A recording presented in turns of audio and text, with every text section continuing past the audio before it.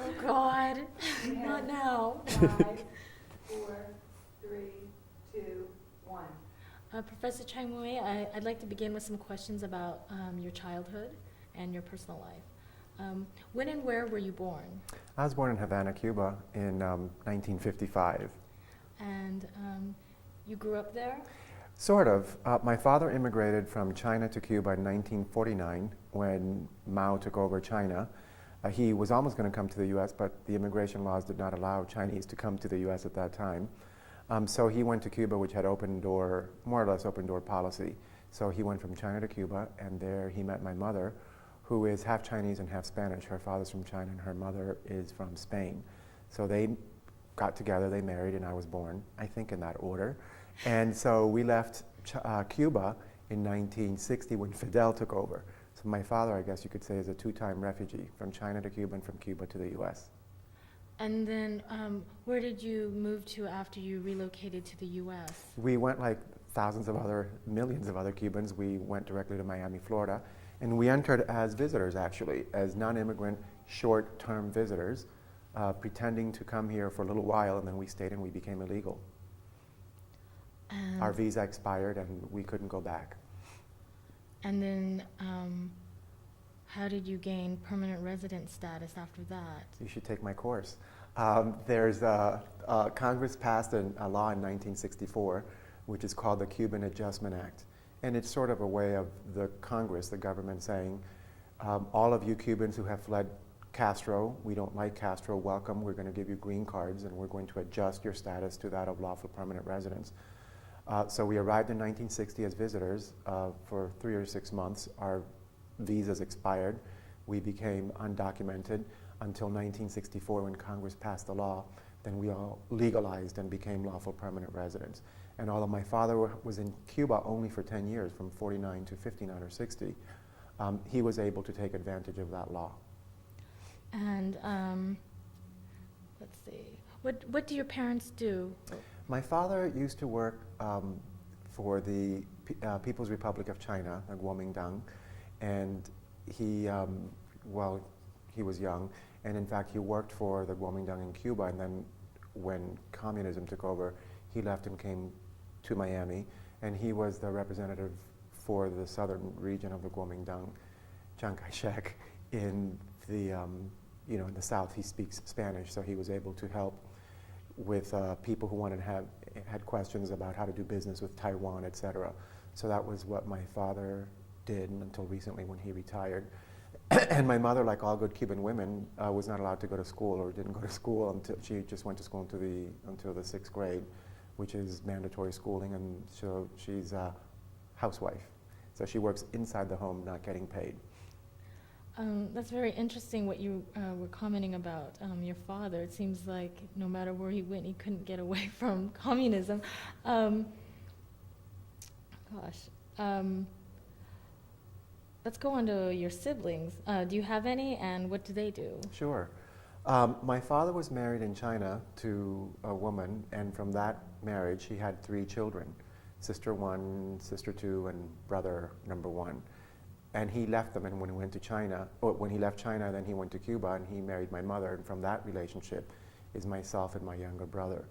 So he got a divorce from wife number 1, mother number 1 as I call her, and then we all came to the United States, and then in the 70s, he sponsored his children, and then when his children came over, if you recall immigration law, the children were able to sponsor their mother.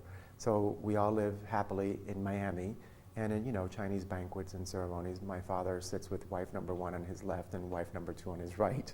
It recalls the old Chinese customs of one man with several wives. Sister number 1 died of cancer when I just started law school, so now it's just my older sister, my older brother, and my younger brother. So did you live in Miami until you attended college? That's right, yep. I went to Catholic elementary school, Catholic high school, and then I went away to college, Catholic college, and I got a master's from another Catholic university.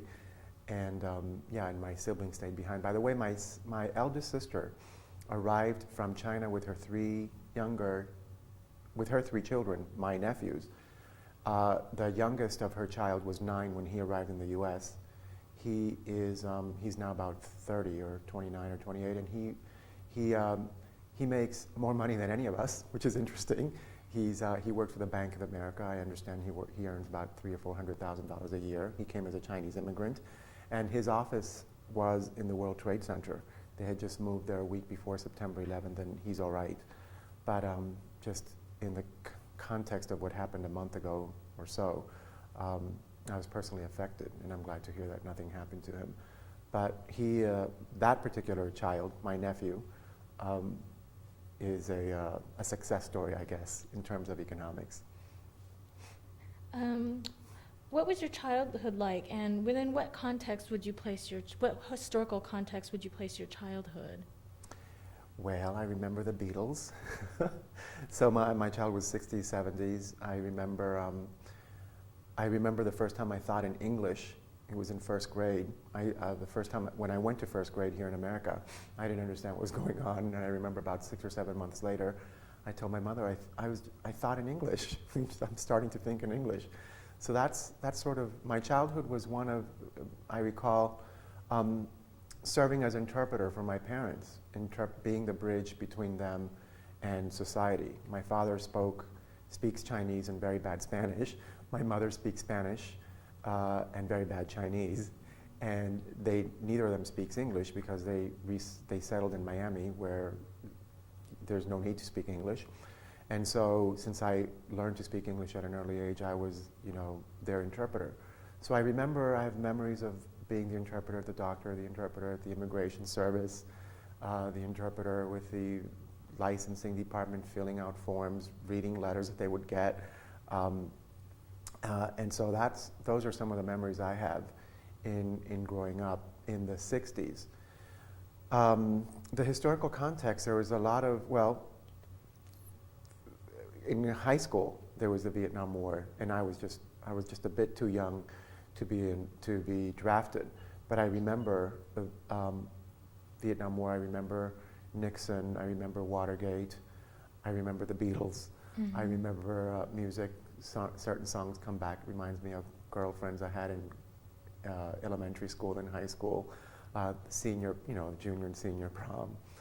So those are sort of the memories that come back of the 60s and 70s. You mentioned girlfriends in elementary school, but you... Where are they? Yeah, exactly. Yeah.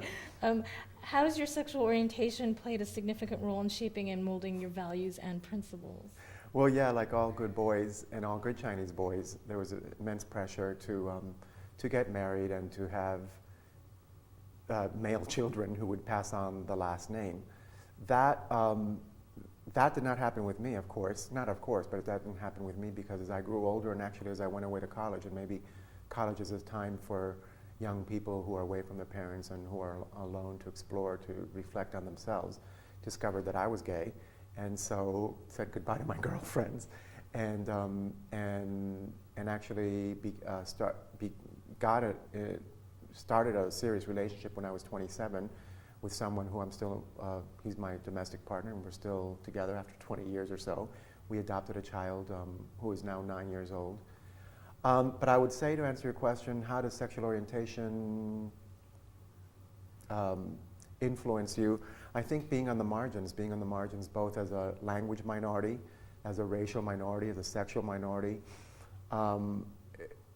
forces one, or at least forced me, to analyze the way society treats its people. And so, so I guess, sometimes I reflect I would have loved to gone into real estate or corporate law and make easy money and easy cases, no sweat, though maybe corporate lawyers would disagree with me. But the fact of being on the margins and seeing the challenges that people on the margins face, whether you're African American, Latino, Asian American, gay, lesbian, bisexual, transgendered, I think it gave me an understanding of some of the challenges that people face legally as well as socially. And I'm sure, maybe subconsciously, that it influenced my desire to go into public interest law. The specific topic that I picked was not civil rights, sexual minority law, but immigrants' rights law, which is the community that I come from and that I feel most close to, and I deeply understand the challenges of immigrants and refugees. Have you ever felt as if you've had to compromise one or other of your identities, for example, your sexual orientation for your ethnic identity or your immigrant identity? Yeah, well, let me answer that a couple of ways. As I said, I think I've been ghettoized, and I sort of resent that, but it happened. And what I mean by that, growing up and seeing and having to interpret for my parents against the immigration service, or having to help aunts and uncles with the immigration authorities.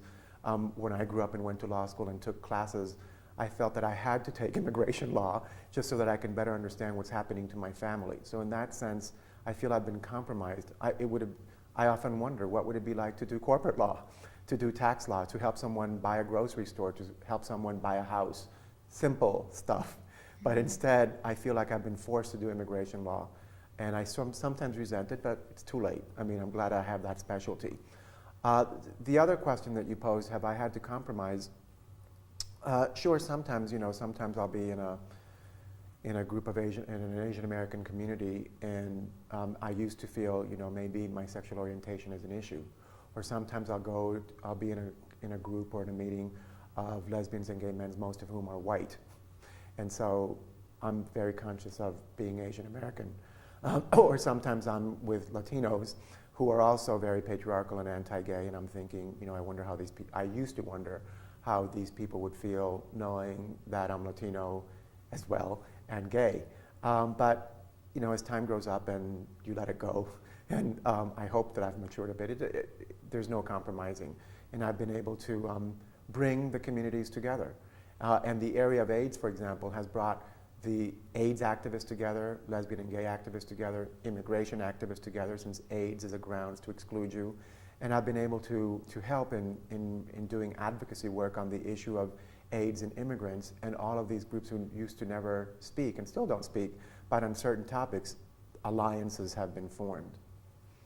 That's good. You've been answering all these questions for me. I'd like to ask you some questions about your education now. Sure. You already stated that you went to a Catholic university, Yep. and this was after a childhood of going to Catholic school. So were your parents, they raised you Catholic?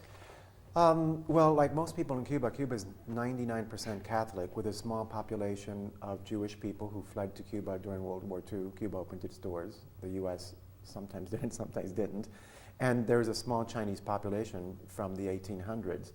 Chinese, by the way, went to Cuba as slaves first, and then as indentured workers second, and then as free immigrants third. So one reason my father chose Cuba to immigrate to is because there was already a large Chinatown established. There was a newspaper, there was a porno theater, there was pharmacy stores, there were grocery stores, there was a huge Chinese infrastructure. But anyway, Cuba, because it was colonized by the Spaniards, was mainly Catholic. So my mother forced my poor father to marry in the Catholic Church, my father who's Buddhist. So they were able to, after we arrived in the US, they sent wedding albums of their wedding in Cuba, and there was a whole big deal, the white dress, the big church, the stained glass windows. So my father had to convert to Catholicism in order to marry my mother, and so I was baptized and I was raised Catholic.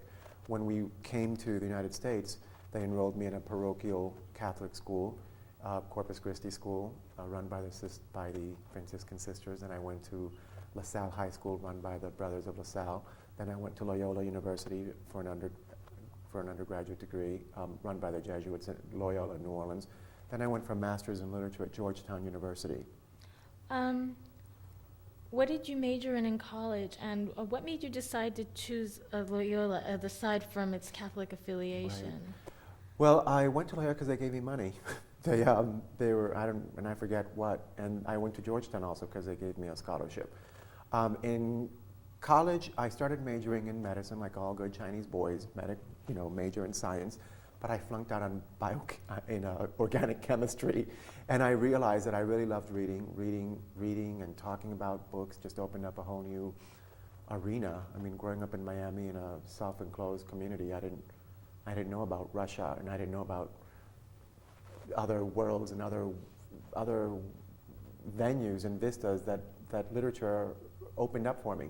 So I ended up majoring in literature and minoring in education. Like I've realized, like a lot of lower income, middle income people who go to college, they end up majoring in nursing or education because you're guaranteed a job.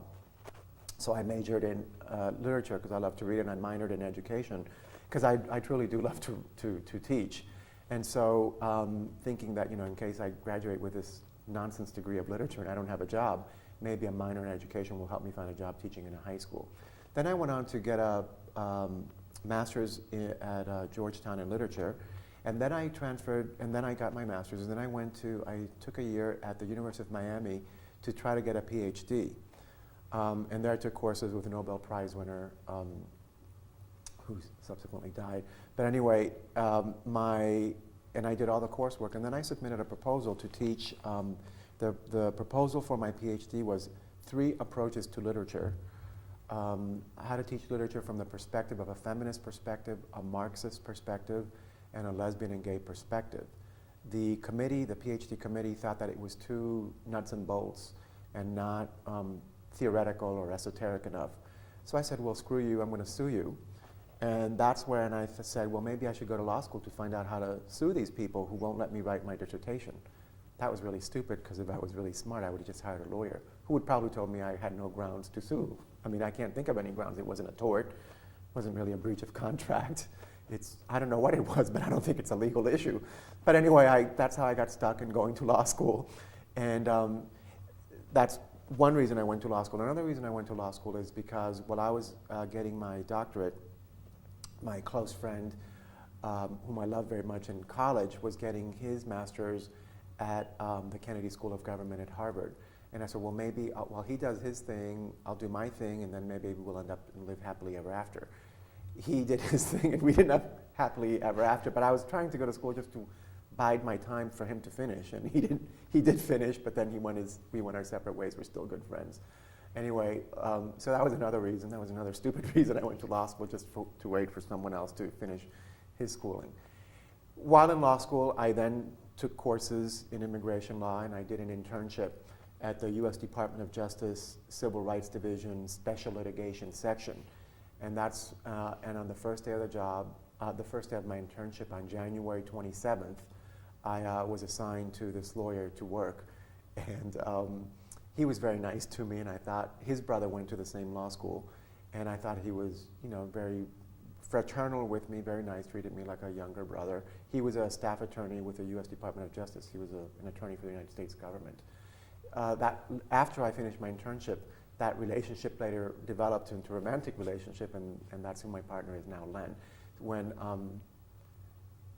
I forget who took over the government, but when the Republicans took over the government in 1982, when I forget who became president in 1982, we both left Washington, D.C., and I had graduated from law school by that time, and we came to Philadelphia. I came on a fellowship that was administered by Congress to Howard University called the Reginald Heber Smith Fellowship Program, the Reggies, and it was funds, and it paid, Congress gave money to Howard University Law School picked recent law school graduates to do civil rights work and paid their salaries and placed them in legal services. Len came down and worked and ended up as co-director of one of 15 public interest law firms here in Philly, and it's the Education Law Center. And that public interest law firm represents kids in public schools when the public schools screw them under, using federal, state, and city laws to protect the rights of kids in public school. Going back to college, what was it like to attend a Southern university in the early 70s as a marginalized person? Yeah. I really didn't think about that. I guess one way to look at that is to say that I was totally oblivious to my identity. The other way to look at it is that I was so secure in my identity as an Asian American and Latino that it didn't matter that I was in a predominantly white racist city. And New Orleans is certainly white and racist. In fact, for Mardi Gras, the African American community and the Jewish community leave because, Mardi Gras is a very Catholic celebration.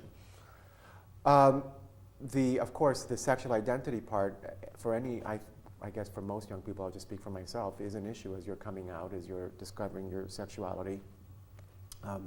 That was an issue, and falling in love with someone else and not having any role models. And in the 70s, there weren't lesbian and gay groups on campus, much less in a Catholic school. So that was an issue, but I had such a good friend that we lived our own little lives, I guess covert lives, but you make do the best you can. People on the margins always do the best they can. I recall going to Singapore, which is an extremely dictatorial city, and I was being given a tour by a friend of mine who's a sociologist, and sociologists are always looking at things from as observers. And we were in an outdoor market, and he says, "You see that table over there? Those are policemen. And you see that table over there? Those are gay people, but no one knows they're gay people. Only we who are in the know that those are gay people." So, gay people here in Singapore, we have our own secret groups and secret societies because we would be put in jail otherwise. Similar with, I guess, going to college in the 70s at Loyola.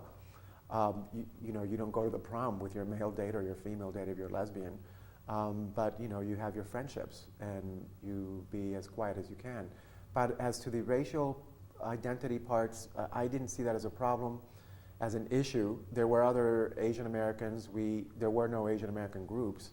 And again in the 60s and 70s, I think the groups that we took the lead were the women's groups and the African American groups. They were the women's groups formed groups, support groups. The African American groups formed support groups, the Black Student Union. Asian Americans were so small in numbers, and Latinos were so small in numbers, and lesbian and gays, you just couldn't come out, that it wouldn't even have dawned on us to get together, or much less to get funding from student council or anything like that. Did you ever feel ostracized because of your sexual identity in university? Not ostracized, but it's something you just didn't talk about. So, and certainly if I would have said, I'm gay, I would have lost all my friends. But luckily I had one good friend who later on, we're still best friends. And he's the one who later on went on to the Kennedy School, but we were support for each other. And so that's sort of, those kinds of friendships were the ones that kept me going. Did you have any professors that were mentors for you? I would have to say, sure, my literature department teachers were mentors in the sense that they were as passionate about books and about literature as or they made me become passionate about literature. And I still recall them as ones who opened up new worlds for me. And they were mentors in that sense. They weren't mentors in the sense that I could go to them and talk to them about my personal life, or, I'm an immigrant and my parents don't speak English, and when you send letters home, they don't understand what the hell you're writing. Or, we're waiting for my brother and sister to come from Hong Kong, and we've been waiting 5 years.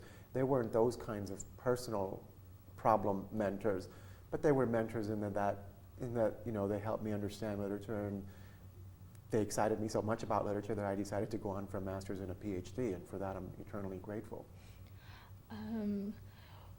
You already told us why you decided to go to law school. Now, you went to Antioch Law School. Antioch School of Law. Okay, where is that, and what made you decide to choose Antioch in particular? That is no longer a school. There's Antioch University in Yellow Springs, Ohio. That's the mother campus. And they had a law school in Washington, D.C., started by Jean and Edgar Kahn, who were incredible activists. And Jean and Edgar Kahn started this law school, which was supposed to be modeled like a legal services law school. In order to graduate, you had to take in-class courses, but in order to graduate, you also had to do, half of your time was supposed to be clinical work. And it operated, and it got funding from the Legal Services Corporation in Washington, D.C. So it was half internship experience and half classroom experience. The law school was making money, and the headquarters in Yellow Springs, Ohio, asked the law school to send them some of that money. Jean and Edgar Kahn said, no, this is our money, this is our funding base, we're not going to do that. So it cut off ties and it got closed. It has since become the University of the District of Columbia School of Law. But the UDC School of Law is still in principle and in practice the same as Antioch School of Law, in that it functions as a sort of as a public interest law school where students can get actual practical experience on law. And the reason I decided to go there was because I wanted to learn how to sue somebody. I wanted to learn how to write a complaint, how to sue, what are grounds for suing, because I wanted to sue the University of Miami English department for not letting me pursue my doctoral thesis, which I later wanted to turn into a how-to book for high school teachers. I wanted the thesis to have kill two birds with one stone, be my thesis, and then market it and turn it into a little manual for high school teachers in case they wanted to teach Hemingway from a feminist perspective or from a Marxist perspective or from a lesbian and gay perspective. So that's why I chose Antioch School of Law. So how soon into law school did you realize that you didn't have a case and that you're going to have to do something else with your law degree? My third year. It was horrible. I said I might as well stay here. I also had a really good group of friends, and for law school students, I mean, that's what really keeps you going, a good group of support friends. 5 of us ended up living together in a house. 2 of us ended up getting married to each other. One of them is a partner at Montgomery McCracken, and he ran for governor of Pennsylvania and lost. And Jim Eisenhower, I'm happy to say that I'm still friends with him and his wife, and she's an advocate for the elderly, and they're here in Philly. Another one of us is in New York City, another one of us is in California. We're all still very, very good friends. And we all kept each other going, living in this group home in Washington, D.C., had great times, studied together, all different walks of life, different sexual orientations, different ethnicity. Nora is Catholic, Jim is Catholic, Annette is Catholic Italian, Peter's African American, myself, but we all lived together. We had a great time, and they kept me going. But unfortunately, it was only until the 2nd or 3rd year that I realized, now I've taken torts, now I've taken contracts, I've taken criminal law. This is not a criminal law matter. This is nothing, but I might as well finish this through. And a law degree served me well. It's been very useful in helping me help the communities that I'm interested in, immigrants and refugees. Having a law degree, employers tend to think that you're smart and that you know how to do things. And so a law degree, it was difficult going to law school, coming from an English major background, and having to switch gears and having to learn a new language, a new way of thinking, very outlined way of thinking. It was really hard, but it served me well in helping other people. What was the transition like going from a Jesuits university in New Orleans to a progressive law school in Washington, D.C.? Yeah, Jesuits are a schizophrenic bunch. I remember when I was about to finish my bachelor's in Loyola, I was going to do an internship in France with a community of people, of adults who are retarded. It was started by this community of mentally retarded people, was started by the son of the Prime Minister of Canada, Jean Vanier, and he called this community L'Arche, which means the Ark, and other communities have sprung up all over the world. Anyway, I told this Jesuit priest friend of mine, I said, I'm going to France in a month to work in a group home of mentally retarded people. And he said, oh great, you'll have such a great cultural experience. You'll visit lots of museums and lots of beautiful cathedrals. And he was focusing on the cultural and food and wine aspect of France. I told this other Jesuit friend of mine, I'm going to the Ark, to work with adults who are mentally retarded. And he says, oh, what a wonderful public service you're doing, and hopefully you'll grow spiritually, and hopefully you'll grow, mentally and mature.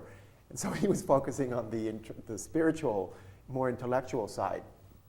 So going to school at Loyola and going to school at Georgetown, you have very progressive Jesuits and you have very conservative Jesuits. So those progressive Jesuits who mentored me and who helped me in my transition to going to law school. And also, although I majored in English, and although the way of talking about a poem or a short story or novel is different from going to law school, the skills that you learn in interpreting and in bullshitting, because I say this poem means this and you can say this poem means that. The same thing with interpreting a statute. You say this statute means this and you say no, this statute means that. And that's what judges do. They interpret statutes and regulations in the way that they see fit. So it's not a science, it's an art of BSing, using precedent. So actually majoring in English and the skills that I learned in interpreting and in coming up with arguments of why this poem means this helped me in interpreting why this statute and this regulation means this, and then coming up with arguments to support my main argument. But outside school, what were the transitional issues that you had to deal with going from New Orleans to DC? Yeah, well, the main transition was leaving my close friend in New Orleans, but I found another closer friends, and going to progressive school where there was a women's law group and there was a lesbian women's law group, there was an Asian American students law group, a Latino law group, lesbian and gay law students group, the good friends that I had. Those were all great support groups in easing my transition into this whole new world of legal thinking, legal paradigms, the law. So I'd have to say that I was really lucky to end up at Georgetown, to end up at Antioch. I met friends from Georgetown, that's what I was thinking of them, and I was told that at Georgetown, at the law school, people would take books out of the library and hoard them and not put them back on the shelf. And at Antioch, the atmosphere, the environment was totally different. We were all there to help each other. There were older students. There was one of our students in my class was a winner of the Pulitzer Prize.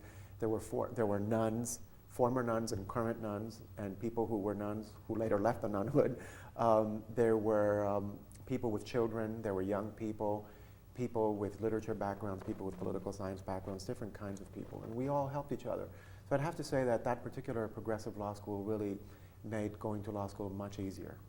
And did being in a progressive environment help steer you toward your career in public interest? Sure. There was an immigration law course. It was only part-time, but there was an immigration clinic, which was a part-time, well, it was a clinic, part of the law school. Actually, it was an externship. It wasn't a clinic. And that whetted my appetite to going into immigration. It's unfortunate, Antioch, for all the good it had just a part-time immigration professor and just a part-time clinic.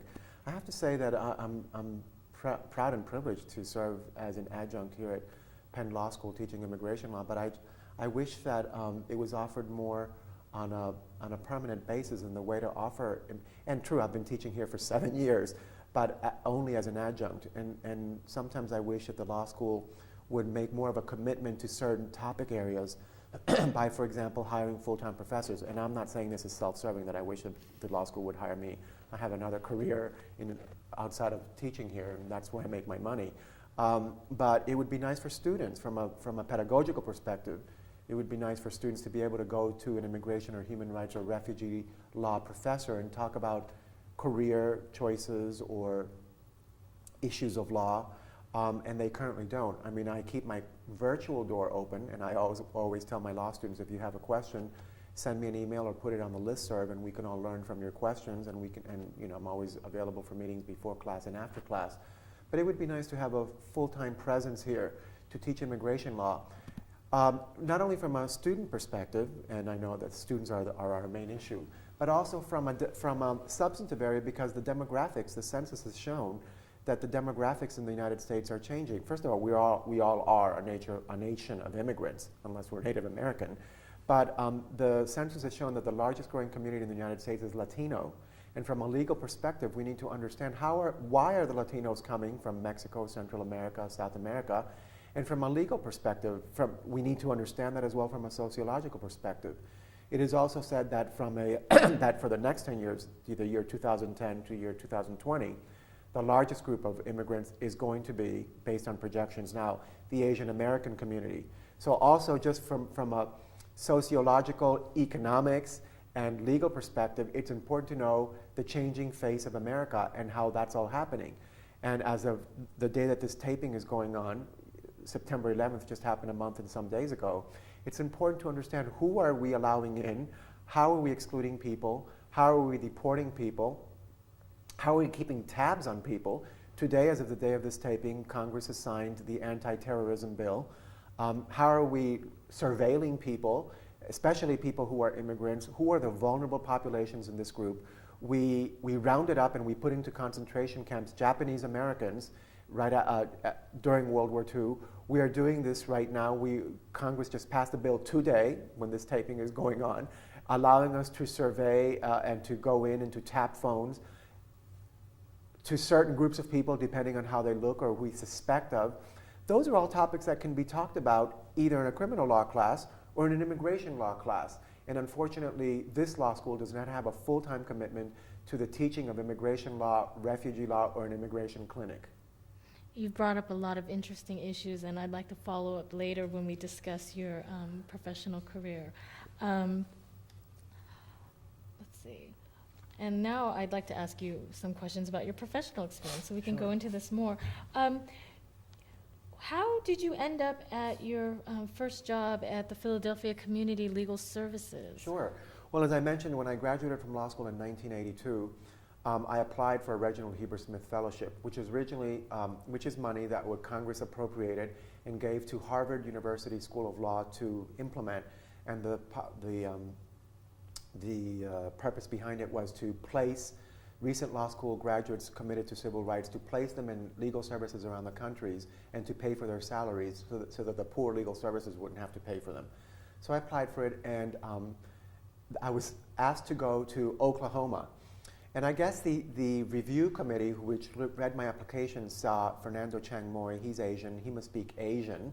There's a Hmong community, H-M-O-N-G, in Oklahoma. Chang Muy equals Hmong. Asian, that Asian can speak that Asian. Let's send him to Oklahoma. So they contacted me and they said, congratulations, you are been selected for Reggie. Go to Oklahoma to work in the legal services community because there are Hmong refugees there. First of all, I never heard Hmong. I didn't even know how to write it or how to spell it. And I don't know what that is. And I said, no, I'm not going to go to Oklahoma, and I don't speak Hmong. I speak Chinese. So if you want me to do civil rights and work with a marginalized community, send me to another large city that has an Asian or Spanish-speaking population, and then I'll do it. Otherwise, I'm not going to accept your fellowship. So then they reviewed their files, and I guess they saw that Philadelphia Community Legal Services needed a lawyer to work with the Latino, mainly Puerto Rican community, and the Asian community, mainly Chinese-speaking community, and they placed me here, and I accepted. That's how I ended up working at Legal Services. And under the Reginald Heber Smith Memorandum of Understanding, you're supposed to, 75% of your work, you're supposed to be like a regular staff attorney, but the other 75% you're supposed to do advocacy, public awareness to particular communities. So under that portion of my Reggie, I set up a clinic in Chinatown.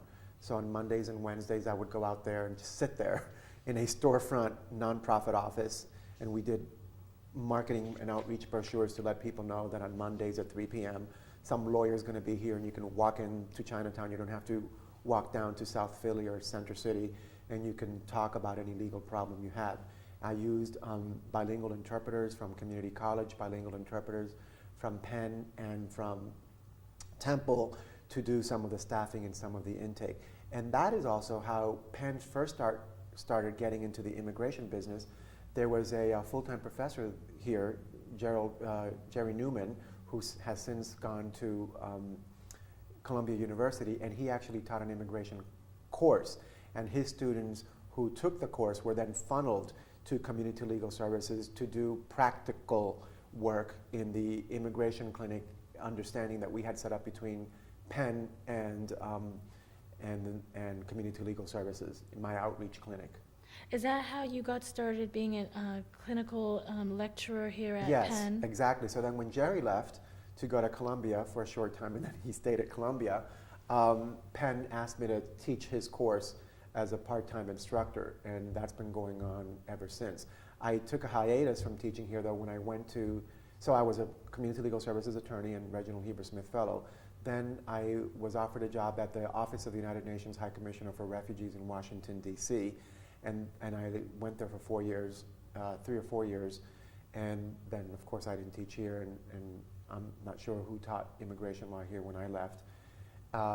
So that was my next career move. I went to work with refugees with UN High Commissioner for Refugees in D.C. And after that, during my time at the High Commissioner for Refugees, I got interested in the issue of AIDS. And there were a number of refugees with AIDS from Africa who were refugees but were not allowed to come in because they were HIV positive. So that expanded my repertoire, and I got a little more interested in the intersection of public health and law. And I developed an expertise in AIDS and immigration. And that allowed me then then I was offered a job at the United Nations World Health Organization in Geneva, where I was their human rights legal officer in Geneva for about a year, working on the very focused issue of AIDS and human rights. And then by that time we're into the 91s, 92s, I had met my partner in 1982 in Washington, D.C., and one of the reasons we met and loved each other is because we both loved children and had been talking about adopting kids and never got around to it. So we said, look, 10 years have passed since we've been together. We haven't done anything. We're getting older. If we're going to do something, let's do something. So then I quit WHO, the World Health Organization, came back to the U.S., and started just devoted full-time to being a baby looker for. And so, because it's really a full-time job trying to adopt. So I just took about 6 months, no work, and just devoted myself to being my own advocate, to adopting. And finally in 1993, we were able to adopt a child from Texas. And she is now 9 years old. Mm-hmm. And her name is Isabel. Yes, she's 9 years old. Then I went to work in higher education. Throughout my career at Community Legal Services, at UNHCR, at the World Health Organization, I'd always used interns. It was a mutually useful relationship. The interns could put on their resume that they worked at the United Nations or at Legal Services, and I could use their wonderful skills or wonderful research skills. And I said, I've always been on the margins of higher ed, always using students, but never really being in a university environment. Let me see what this is all about. So I was invited to serve as assistant dean at Swarthmore College, which is a small liberal arts college in Swarthmore, Pennsylvania. And I served as dean of students, working with 3 student groups. The job was written for me, working with the Latino students, the Asian students, and the lesbian, gay, bisexual students. And then I also taught a course on international human rights and refugee policy in the Department of Political Science. So that's how I got into higher ed administration. Then when I got back, Penn asked me would I teach this course that Jerry used to teach. And in 1992-93, that's when I started teaching at Penn again, the course on immigration law. Most recently, the dean asked me to teach a sub-course, which is really what I always wanted to teach. I really didn't want to teach immigration law. What I really wanted to teach was refugee law. And finally, for the first time, I started teaching refugee law this past spring, the year 2001. But in my immigration courses, I always spend a lot of time on refugee law, which is a sub-branch of immigration law. And I take my students to county prison about 100 miles away from here, and they get to develop various skills, interviewing skills, intake skills, research skills about what's a refugee, skills in putting together a legal affidavit, skills in researching what's going on in Mali, Guinea, Liberia, and then we put all that package together and we give it to a nonprofit agency. So with that exercise of taking students to jail, I try to accomplish various objectives, getting students to see the law put into practice. We get to help a nonprofit agency help people in jail, and most importantly, we get to help people in jail maybe get out of jail through the great work that the students do. Professor Chang Muy, you mentioned earlier that when you're talking about your childhood and growing up in an immigrant community in Miami, how you felt marginalized and how you think that compelled you to be interested in issues dealing with immigrants and marginalized communities.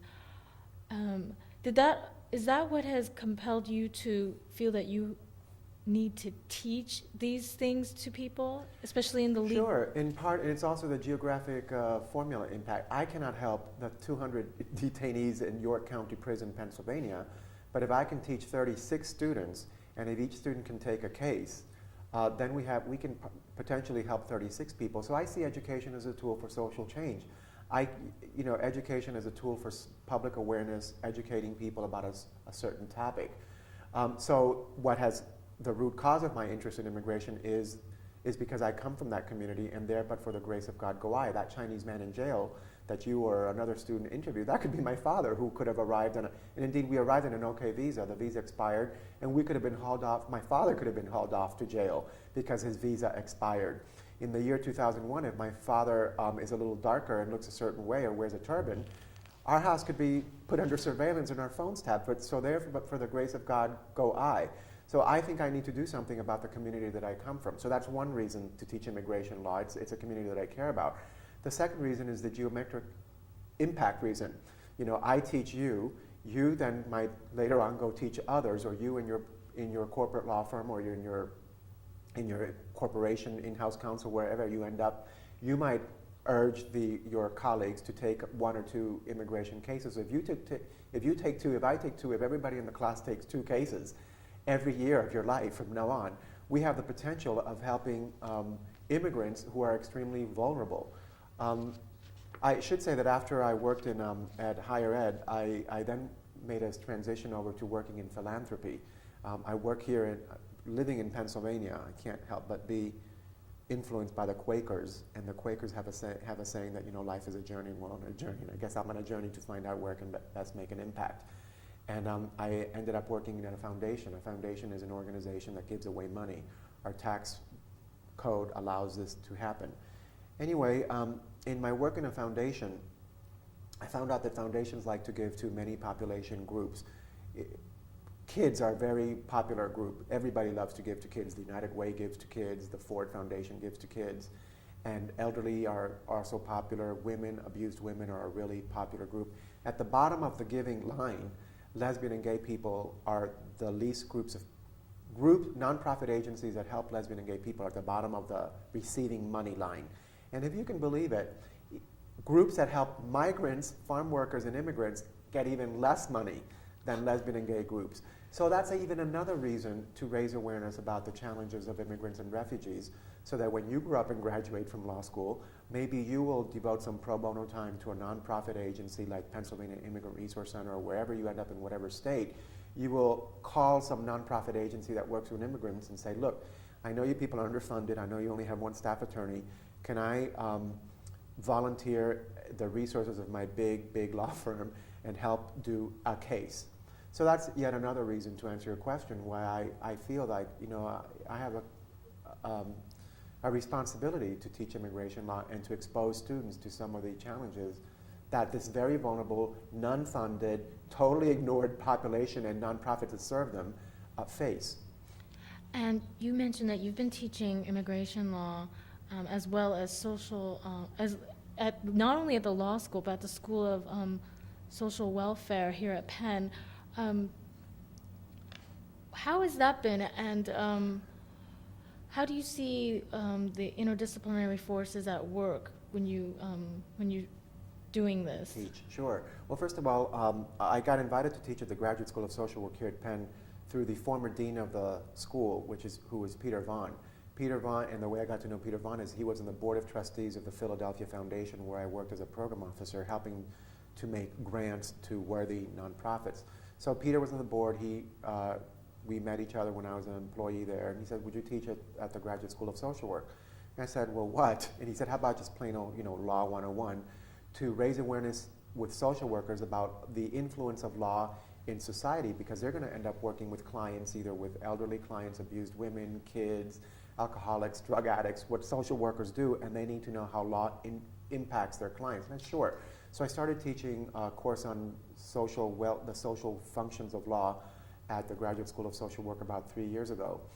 And I see a big difference. I should say that the Graduate School of Social Work is like the stepchild of the University of Pennsylvania system. You go in there, the building is very small, very cramped. It's like walking into a nonprofit center. There's boxes, the offices are very small, there's a very small computing lab, and then you walk into Wharton, or you walk into the University of Pennsylvania School of Law, and it's wonderful technology, wonderful classes, wonderful air conditioning, wonderful heating, wonderful computers, everything. And maybe that's the way it should be. Social workers should be used to working in, social workers should be used to working in unfunded rooms and unfunded atmospheres, and maybe lawyers who end up working in big law firms, this is where you get your feeling of what it's like to live and work in a privileged and powerful office. It's also a different type of mentality. Here, it's graded, and the students are all very grade conscious, because I suppose an A+ equals being offered a job by a big law firm, which translates to starting salary of $117,000. And at the Graduate School of Social Work, it's pass-fail. So it's a different atmosphere from both the teacher's perspective and both from the student's perspective. I have to say, I thoroughly enjoy teaching the Graduate School of Social Work students, because they're there, they know that they're going to end up working after paying all their loans and everything. They know that they're going to end up working and earning $40,000, but they're committed to that, and they know it from the beginning. So it's just a different atmosphere. I have to say, though, that the students who end up enrolling in my class, I also respect and honor them, because they don't have to take this course in immigration law, and I would hope that by now the reputation has spread that the way I structure my classes from a public interest perspective, and I don't spend a lot of time on business visas and labor visas and how to do immigration to make money kind of way, but I teach immigration law from a how to help vulnerable groups kind of way. And so I'm happy that I know that the students who enroll in my class are there because they're interested in that. And I always say at the first day of class, this is what we're going to do. You're going to have a test, you're going to have a midterm, you're going to get up at 6 a.m. on a Saturday. In about 6 weeks, we're going to go to jail, you're going to go in a car, we're going to leave it. So if you don't like this, get out. And for those who stay, I know that they're committed and they're genuinely interested in taking this course, being taught from that kind of perspective. And you've mentioned how you've impacted these students at Penn Law. So how has Penn Law influenced and impacted your career? And what role has the law school played in shaping your life? Well, first of all, I don't know if I've impacted law students. I mean, a teacher never knows that. That's why I actually go back to my professors in undergraduate and graduate school, and I haven't been in touch with my law school professors, but I make it a point to tell them, how are you doing? I'm doing fine. Thank you for teaching me. A teacher never knows what impact one has on the students, and maybe you will never know until maybe 10 years from now, when some student writes to you and says, hi, I'm working at an immigration law firm. The course that I took with you really influenced me. So I don't know if I've impacted my students or not. I would hope that at the minimum, I hope that I've not turned them off to immigration law. At the maximum, I hope that I've turned them on to doing a case once a year in their corporate law firm.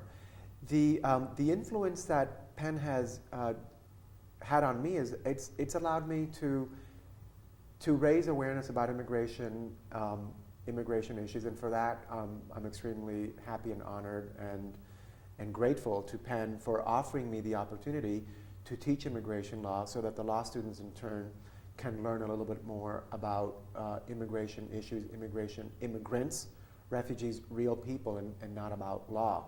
The law school has also, working at the law school and working at Penn generally, has also allowed me to see from a higher ed perspective what also happens in the real world perspective. I just mentioned lawyers, lawyers, and this law school in particular is fairly wealthy. The Graduate School of Social Work and social workers tend to be not as wealthy from a salary perspective. And I don't think I would have been able to actually see that if I'd not been working in these two departments and walking across the street from one place to another and just seeing the incredible difference. And then, of course, sometimes I'm invited to give a talk or two at the Wharton School, and that's yet another totally different environment. And they've got incredible facilities, incredible space, and it's totally the business world. Professor Chang Muy, I have one final question for you. You've placed this interview within the context of September 11th and its aftermath, and I'd like you to tie in the experiences that you had as a legal officer with the UN, working in the refugee camps and seeing what the immigration issues that war can pose, and tying that into September 11th and what you feel is has been your legacy in a sense in the legal field. That's a mouthful. I'm not sure I understand your question, but I don't think I've had a legacy. I think just, you can't teach immigration law, and I have to admit, I don't do it this way either. You can't teach immigration law you should teach, let me put it in the positive, you should teach immigration law by not just talking about what the U.S. does to immigrants, the laws and regulations in place and the cases. You should also talk about the root cause of why people come here. So if we have a Chinese person coming here with a false passport, getting stopped at JFK Airport, and then being put in York County, Pennsylvania, and then you meet him later, about 2 years later, when you go interview him, because that's the assignment that I force you to do in my class. In a good immigration class, and I admit I don't do this, we should talk about the root cause. What causes that Chinese person to leave China with a false passport, spend $30,000 maybe to a snakehead, to someone to sneak him in? Why? But because this is a law school and not the Department of Sociology or the Department of Anthropology, I don't spend a lot of time looking at the root cause. Going to your question, I've made several references to September 11th and what's happened. One thing we should talk about is what caused those people to do that? What is it that they perceive the U.S. to be doing to the Middle East, to Afghanistan, to the Taliban, to make them hate the United States so much? What is it that the U.S. either really is doing or is perceived to be doing that would cause someone to give up their life in the name of a cause they believe in?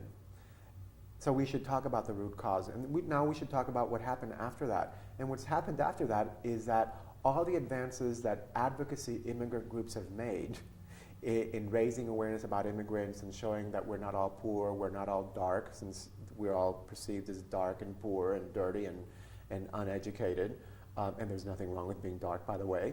All those advances have just been erased, because now immigrants, especially dark South Asian immigrants, Arab-looking immigrants, are seen with suspicion.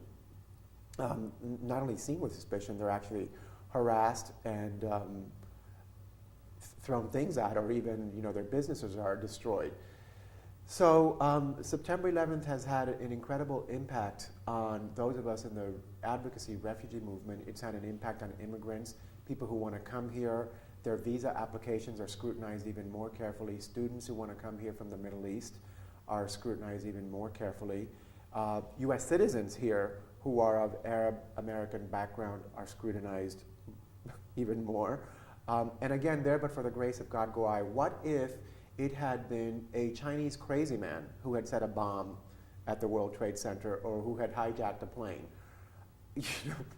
I would be walking around, people would be saying, is this another Chinese crazy man who's about to set a bomb at the Barnes & Noble when I walk in? So again, there but for the grace of God go I, and all of us who are not part of the wider or whiter community.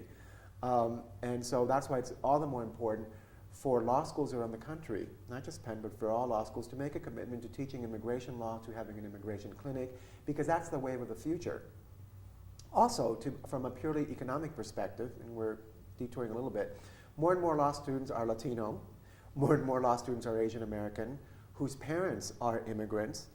All the more reason to teach immigration law, to have Asian American, Latino faculty members and support staff in the dean's office, because your students, your demographics are changing. So I challenge law schools, and I challenge higher ed, I challenge universities, law schools, medical schools, graduate departments to move along with the changing demographics of their student body and hire people who can really help their students in the issues that they're facing as they matriculate into the schools. Professor Chang Muy, on behalf of the Oral Legal Project, I'd like to thank you for your time today. Thank you for inviting me. What a bunch of bullshit. Professor